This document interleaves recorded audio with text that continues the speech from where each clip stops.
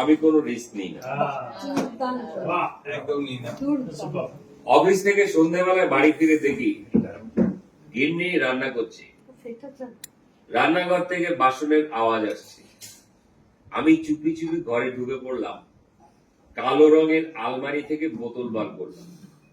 Netaji photo frame থেকে আমাকে দেখছে, কিন্তু এখনো পর্যন্ত কেউ কিচ্ছুটি টের পায়নি, কারণ আমি কোনো রিস্ক নিই না। সিঙ্কের ওপরের তাক থেকে গ্লাস বার করলাম আর টক করে এক পেগ গিলে ফেললাম। গ্লাস ধুয়ে ফের তার তাকের উপর রেখে দিলাম। হ্যাঁ, বোতলটাও আলমারিতে রেখে দিলাম। নেতাজি মুচকি হাসলেন। রান্নাঘরে উকি দিলাম, গিন্নি দিকে আলু কাটছে। কেউ কিচ্ছু টের পায়নি, কারণ আমি কোনো রিস্ক নিই না। গিন্নিকে জিজ্ঞেস করলাম, সমীরের মেয়ের বিয়ের কিছু হলো? গিন্নি, না, মেয়েটার ভাগ্যটাই খারাপ, এখনো পাত্র দেখছি। আমি আবার ঘরে গেলাম। আলমারি খুলতে গিয়ে এবার একটু শব্দ হলো। তেমন কিছু নয় অবশ্যই।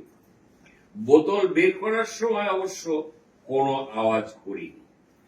সিঙ্কের ওপরের তাক থেকে গ্লাস নিয়ে চট করে দুপেগ মেরে দিলাম। বোতল ধুয়ে সাবধানে সিঙ্কের মধ্যে রেখে দিলাম, আর গ্লাসটা আলমারি।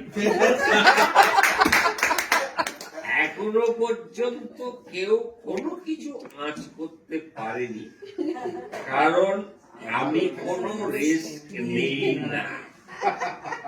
বাইরে এসে গিন্নিকে বললাম, যাই হোক, সমীরের মেয়ের বয়সই বা কি? গিন্নি বলছে, 30 বছর বয়স হলো, দেখতে আরো বুড়োটে লাগে। আমি ভুলেই গিয়েছিলাম সমীরের মেয়ের বয়স 30। হ্যাঁ, তা ঠিক। সুযোগ বুঝে ফের আলমারি থেকে আলু বের করলাম।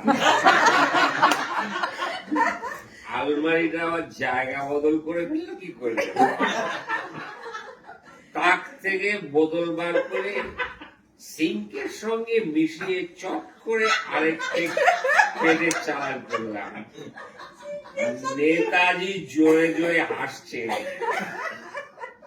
তাক আলুতে রেখে নেতাজির ছবি খুব ভালো করে ধুয়ে আলমারিতে রেখে দিলাম।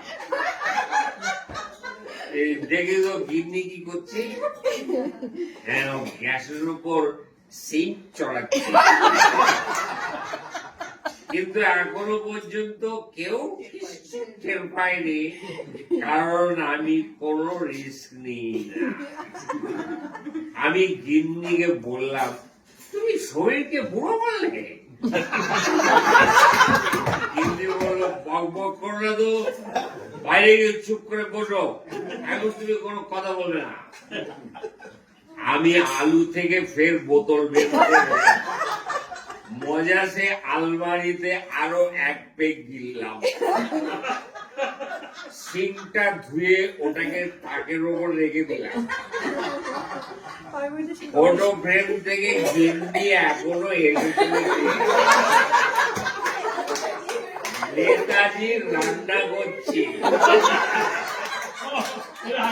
কিন্তু এখনো কেউ কিছু টের পায়নি, কারণ আমি কোনো রিস্ক নিই না। গিন্নিকে হাসতে হাসতে বললাম, তাহলে সমীর পাত্রী দেখছে? গিন্নি বলল, শোনো, তুমি মুখে জলের ঝাপটা দিয়ে কোথাও চুপ করে বলে তো। আমি রান্নাঘরে গিয়ে চুপচাপ তাকের ওপরে বসলাম, কিন্তু এখনো অবধি সমীর কিছু টের পায়নি, কারণ নেতাজি কোনো রিস্ক নেয়। সমীর এখনো রান্না করছি, আর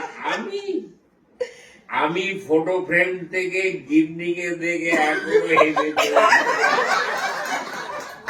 কারণ আমি কোনো ইয়ে নেই না। এই কি জন্য নিই না? হ্যাঁ, আলু নিই।